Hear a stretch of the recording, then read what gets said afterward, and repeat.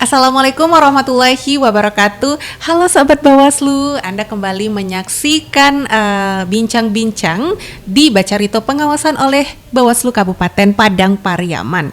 Nah, berbicara mengenai pengawasan itu tidak terlepas dari peran kami di Bawaslu Kabupaten Padang Pariaman tentang pelaksanaan pemilu. Tentunya kalau bincang-bincang nggak mungkin sendiri kan ya. Jadi kami telah menghadirkan narasumber kita yaitu dari Universitas Sumatera Barat, yaitu Kakak Ratna Lestari, MSI. Halo Kak, apa kabar Kak? Alhamdulillah baik. Gimana Kak, senang datang ke Bawaslu Kabupaten Padang Pariaman? Oke, ini kesempatan yang membahagiakan sekali bisa hadir di sini di ruang podcastnya Bawaslu Kabupaten Padang Pariaman. Terima kasih atas undangannya Sinta. Iya. Terima kasih juga untuk Bawaslu Kabupaten Padang Pariaman yang sudah mengundang dan memberi kesempatan untuk hadir di sini. Iya, sebagai informasi ini sahabat Bawaslu bahwa Kak Ratna itu merupakan dosen yang mengajar di Fakultas Ilmu Kesehatan. Nih pasti bertanya-tanya nih loh, kenapa tidak menghadirkan dari Fakultas Ilmu Politik, Hukum atau sejenisnya? Bener Kak? Bener. Nah, masih lucu ya Kak ya? Iya. Kakak pun bingung loh kenapa yang diundang saya gitu. Nah betul, ini jadi pertanyaan juga bagi saya ya Sinta ya. Ketika dapat telepon dari pihak Bawaslu Kabupaten Padang Pariaman, saya diminta untuk hadir berbagi cerita di Bacarito pengawasan podcastnya Bawaslu Kabupaten Padang Pariaman. Loh, kenapa harus saya gitu? Kenapa saya yang bukan dari pakar hukum atau orang yang dengan latar belakang politik, iya, ilmu politik atau hukum. Nah, ini jadi pertanyaan juga ke Sinta. Kenapa sih harus saya gitu? Kenapa saya yang diminta untuk hadir di sini? Berarti sempat ragu juga nggak Kak melangkahkan kaki datang ke Bawaslu? Ini benar nggak ya saya yang dipanggil, saya yang didatangkan untuk mengisi bincang-bincang tentang hal ini? Benar ya Kak? Kalau ragu sih tidak. Mungkin tidak. Mungkin keraguan, bukan keraguan sebenarnya. Mungkin pertanyaan lah. Pertanyaan ini mungkin bisa terjawab setelah saya sampai di sini. Okay. Karena penasaran juga kan. Sebenarnya begini Kak, kalau seandainya kita mendatangkan dari yang backgroundnya sudah ada politik, seperti dari Fakultas Ilmu Politik ataupun dari sisi hukum, berbicara mengenai pemilu dengan narasumber yang sudah dikelilingi oleh hal-hal seperti pemilu dan segala macam itu udah biasa Kak. Dan nanti pun pasti banyak channel-channel lain yang telah membahas itu. Nah, kami di Bawaslu Padang Pariaman mau keluar dari itu. Bagaimana sisi pendapat dari tentang pemilu ini dari yang berada di luar itu. Makanya kami hadirkan ya dari sisi ilmu kesehatan gitu kan. Yang nggak ada sangkut pautnya sama sekali sebenarnya. Oke, terima kasih Sinta. Nah, jadi artinya di sini yang dapat saya tangkap, kalau misalkan yang diundang itu dosen hukum atau dosen ilmu politik, sudah tentu bahasan pemilu, bahasan politik itu sudah jadi konsumsi sehari-hari ya, udah konsumsi sehari-hari. Pasti itu jadi topik keseharian bagi pembicaraan dosen dan mahasiswanya. Iya, benar. Nah, bagaimana dengan kami dengan background yang non politik dan non hukum ini ya? Iya, langsung saja nih Kak ya. Okay. Kita baru saja melewati pesta demokrasi berupa pemilihan umum tahun 2024 di 14 Februari lalu. Kita memilih presiden, wakil presiden, DPR RI, DPD RI, DPRD provinsi hingga DPRD kabupaten atau kota. Nah, dari sisi kakak nih, memposisikannya dari sisi masyarakat atau akademisi di bidang kesehatan ya. Yeah. Bagaimana pendapat kakak tentang pemilu yang telah terlaksana tersebut? Oke. Di sini ya, seperti yang kita ketahui bersama bahwa perhelatan pemilu sudah digelar di Februari 2024 kemarin.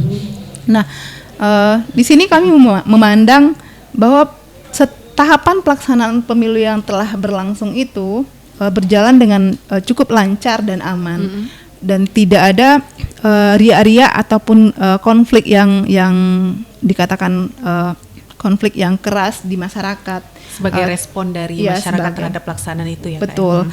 Nah, dan di lingkungan akademik pun seperti itu, antusiasme mahasiswa, partisipasi mahasiswa dalam penyelenggaraan pemilu pun saya lihat cukup antusias.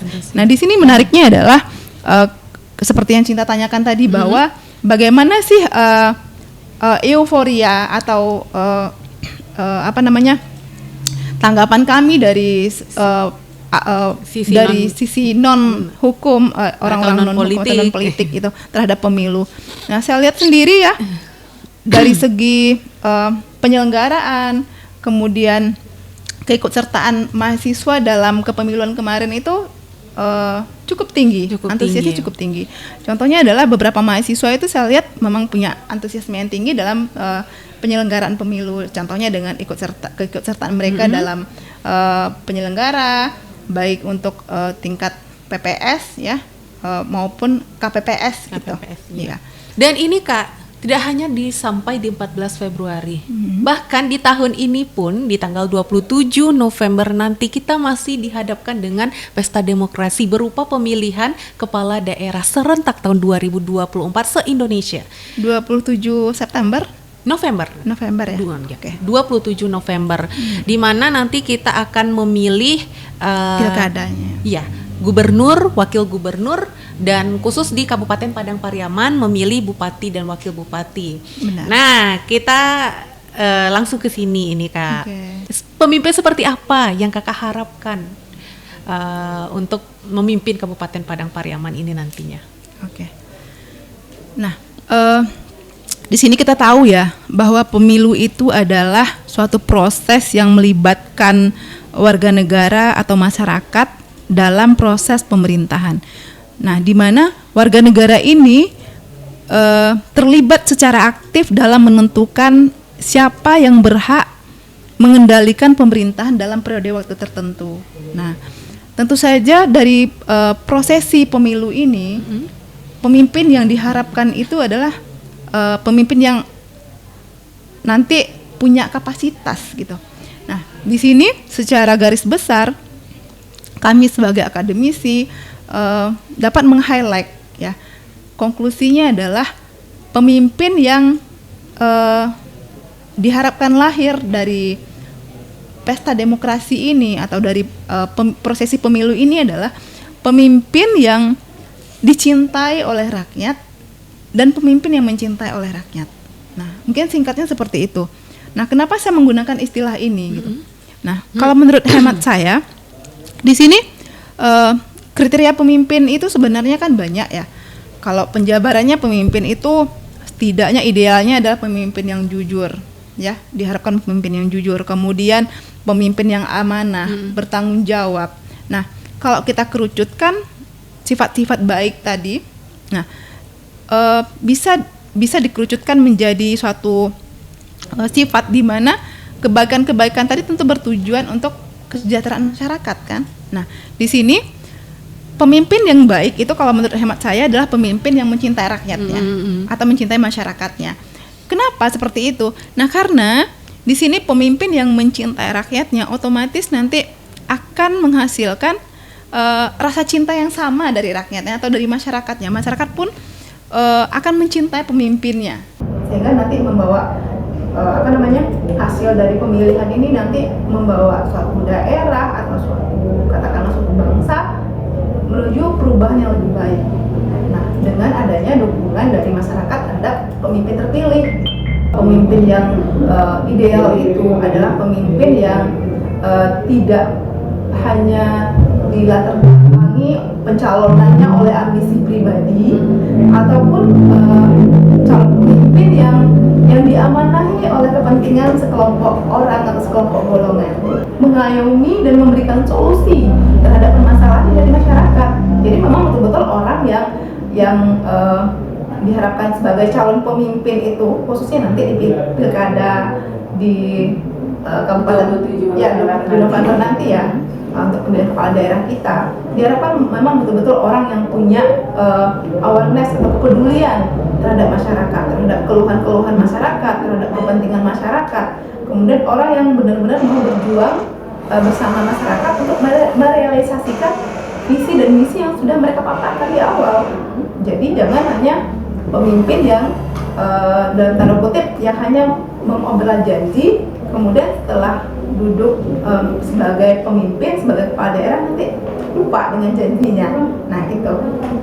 Baik, itu dapat ditangkap poinnya ya Kak ya.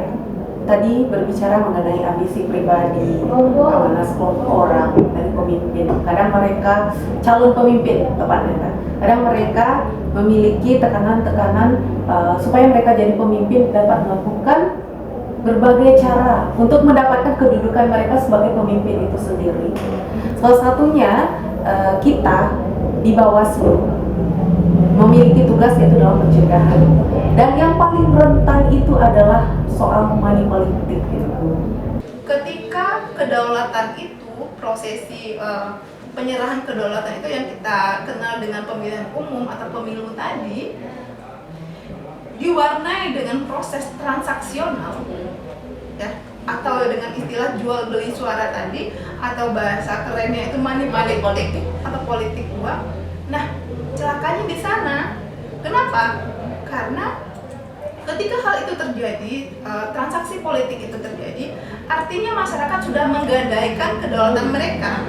Nah, jadi dari pendapat saya, ketika kedaulatan itu sudah tergadai, kita tidak bisa mengklaim lagi hak-hak kita dari penguasa yang terpilih, dari pemimpin yang terpilih tadi. Kenapa? Karena kita secara simbolis sudah memperjualbelikan suara kita, memperjualbelikan, sudah menggadaikan kedaulatan kita di awal. Nah, sehingga nanti kita tidak berhak untuk protes, untuk marah kepada pemimpin terpilih ketika kebijakannya itu tidak sesuai dengan keinginan kita, tidak sesuai dengan perundang-undangan, tidak sesuai dengan ketentuan yang berlaku. Betul Kak. Setuju sekali ya Kak ya. Karena apa yang ingin kita sampaikan itu, apa yang nantinya ingin kita harapkan kepada pemimpin yang kita pilih itu sebenarnya udah dikunci duluan dengan transaksional tadi gitu. Jadi sejatinya kedaulatan kita, suara kita sebagai masyarakat itu tidak bisa dinilai dengan uang sebenarnya. Benar. Ya. Jadi artinya ketika terjadi transaksi money politik tadi, itu suara kita sudah terjual untuk periode waktu tertentu. Nah, jadi selama waktu itu kita tidak bisa berbuat apa-apa.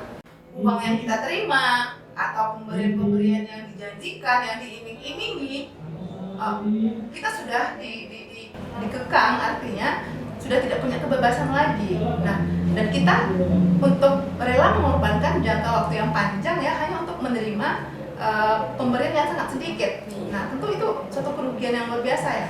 Nah, imbasnya tidak hanya sampai di sana, bahkan kalau menurut kami, menurut pandangan saya, di sana akan menimbulkan potensi-potensi yang lebih besar. Contoh dengan adanya seperti investasi di awal ya, investasi di awal yang dilakukan oleh calon atau pasangan calon pemimpin yang akan berlaga di pemilu nanti, artinya mereka menanamkan modal yang besar di awal. Nah, nanti ujung-ujungnya tentu modal yang sudah ditanam di awal nanti harus dikeluarkan lagi. Kalau tidak sesuai modalnya kembali dengan jumlah yang sama, atau enggak lebih gitu ya? Mungkin lebih, bahkan lebih harusnya ya. Nah, di sana artinya apa? Ketika pemimpin terpilih itu melakukan praktek-praktek tindakan penyimpangan seperti korupsi, kemudian penyalahgunaan wewenang dan jabatan, artinya kita sebagai pemilih yang termakan, yang menjadi pelaku dari politik uang tadi juga ikut bertanggung jawab dengan tindakan korupsi atau tindakan penyalahgunaan wewenang yang dilakukan oleh pemimpin terpilih tadi. Karena kenapa? Kita ikut memberikan suara untuk mereka. Benar sekali sahabat Bawaslu. Jadi jangan pernah main-main dengan yang namanya politik uang. Itu tidak hanya kita mempertanggungjawabkannya di dunia, tapi juga nanti kita harus mempertanggungjawabkannya di akhirat karena rentetannya itu sangat panjang sekali. Betul nggak Kak? Betul. Nah, jadi kalau seperti yang kita tahu ya, sebenarnya kepemimpinan itu semestinya bukan suatu jabatan yang harus dikejar, yang jabatan yang harus diminta, atau jabatan yang harus diperjualbelikan. Kepemimpinan itu sebenarnya adalah amanah, ya. Bahkan saya mengutip suatu pernyataan dari Maxwell yang mengatakan bahwa kepemimpinan itu adalah tindakan, bukan jabatan. Tindakan. Nah, jadi seorang pemimpin itu dapat dilihat kapasitasnya dari tindakan-tindakannya, bukan dari seberapa tinggi jabatannya. Jadi kita bisa mengukur kapasitas kepemimpinan seseorang melalui tindakan-tindakan yang dia buat, melalui kebijakan-kebijakan yang dihasilkannya. Ya. Bukan dari jabatan gitu ya. Kemudian dari mana dia mendapatkan kepemimpinannya? Nah, kalau misalkan dari cara-cara curang seperti tadi, tentu kita harus mempertanyakan lagi gitu kan. Nah, apakah pemimpin yang dihasilkan dari cara-cara yang tidak baik akan menghasilkan kepemimpinan yang baik? Nah, tentu ini jadi pertanyaan besar bagi kita dan ini harus kita waspadai dari awal. Nah, Karena satu sama lain itu mereka saling terkait gitu ya Kak. Kak, begini. Kalau tadi kita balik ke awal dari sisi kenapa kakak yang dari ilmu kesehatan datang ke sini, toh kita sudah berbicara juga mengenai politik uang. Jadi ada pesan atau ada keinginan dari kami Bawaslu lewat kakak gitu. Kalau di politik, kalau di fakultas politik misalnya, pergi ke kampus, ketemu dengan mahasiswa, ditambah dengan pelaksanaan pemilu yang ingin disosialisasikan juga kepada mahasiswa, pasti politik uang salah satu yang wajib disampaikan. Nah, kami juga ingin nih kakak menyampaikan kepada mahasiswanya lewat kakak, sekali-sekali mengingatkan kepada para mahasiswa untuk tidak ikut dalam politik uang. Oke, siap. Karena walaupun kakak nggak dari sisi politik ini, dari pemaparan yang kakak sampaikan tadi itu benar-benar luar biasa, sangat paham sekali sepertinya. Bukan sepertinya, memang kenyataannya. Ya belum, mungkin saya bukan pakarnya juga dan tidak ahli juga di bidang kepemiluan maupun politik ya Sinta ya. Namun di sini seperti yang kita harapkan tadi, insya Allah kami di sini dari akademisi itu sebisa mungkin menjadi corong ya, menjadi corong untuk menyampaikan ke tidak hanya di lingkungan kampus, tidak hanya di lingkungan akademik, namun juga di masyarakat. Nah, jadi nanti kita bisa berbagi ya. Nanti saya harapkan nanti pihak Bawaslu juga silakan datang ke kampus, minta waktu untuk mensosialisasikan seperti apa sih pencegahan-pencegahan yang harus dilakukan, yang bisa kita ambil, yang bisa kita jalankan sebagai akademisi di lingkungan kita. Kemudian nanti saya juga insya Allah ya bersedia dengan sangat siap sekali membantu tugas Bawaslu ya. Ini benar-benar luar biasa sekali nih sahabat Bawaslu. Kita nggak sia-sia mendatangkan Kak Ratna ya dari ilmu kesehatan untuk berbicara mengenai politik pemilu khususnya Kak. Di Bawaslu Kabupaten Padang Pariaman. Dan tentunya Kak, kita hari ini bertepatan dengan Hari Kebangkitan Nasional.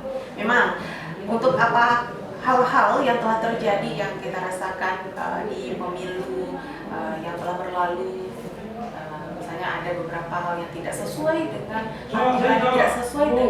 hati nurani kita sebagai rakyat. Saatnya kita bangkit, mulai meninggalkan hal-hal yang tidak baik tersebut. Jadi kalau menurut kakak gimana Kak? Mumpung kita hari ini adalah Hari Kebangkitan Nasional gitu kan? Saya sepakat sekali dengan Sinta bahwa sebenarnya dunia pendidikan itu dengan dunia politik atau pendidikan itu merupakan aset ya, aset negara, aset bangsa. Dimana kita tahu bahwa pendidikan itu merupakan ujung tombak dari kemerdekaan kita, bahkan kalau kita runut lagi ke belakangnya. Nah, di mana kemerdekaan yang kita rasakan saat sekarang ini ya, Sinta, itu kalau menurut hemat saya adalah buah manis dari hasil pemikiran kaum terpelajar. Ya, pahlawan-pahlawan kita yang zaman dahulu itu mereka adalah akademisi, sehingga melahirkan pergerakan-pergerakan dan menghasilkan buah pikiran yang bermuara pada kemerdekaan bangsa kita. Nah, sudah semestinya pendidikan itu unsur penunjang yang saling menyokong dengan pemerintah ya untuk bersinergi dengan masyarakat untuk menjadi pondasi kemajuan. Sebab pendidikan itu merupakan tolak ukur kemajuan suatu bangsa. Nah, di sini yang menjadi highlight saya juga adalah pendidikan politik ya. Pendidikan politik itu sebenarnya tidak hanya seperti kata Sinta tadi di awal, tidak hanya harus digaungkan oleh praktisi-praktisi hukum, orang-orang dari ilmu sosial politik, tidak harus. Nah, harusnya pendidikan politik ini menyentuh lapisan yang paling dasar di masyarakat. Nah, ini dapat kita amati sendiri sih.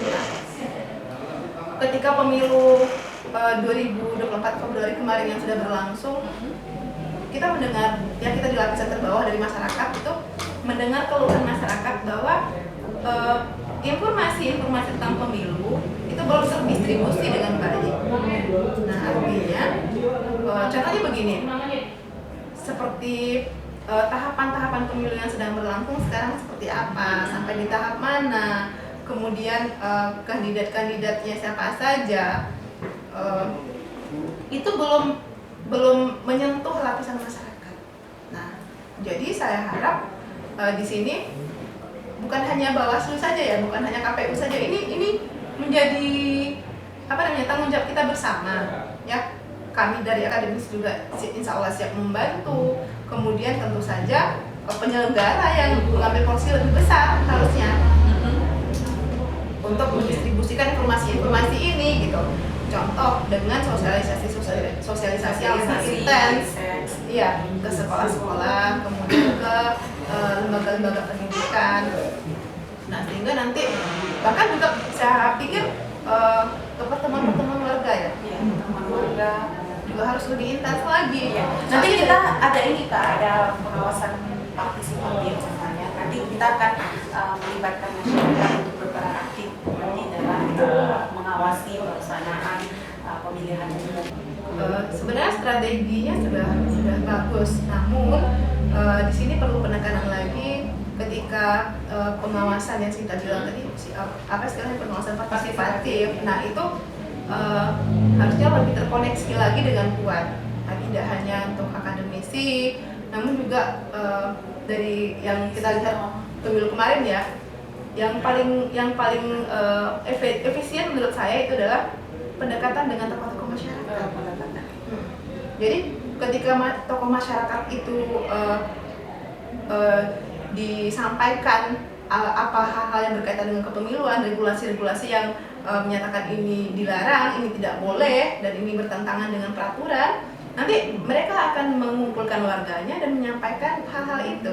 Nah, jadi saya lihat itu juga sangat efektif di pemilu kemarin ya.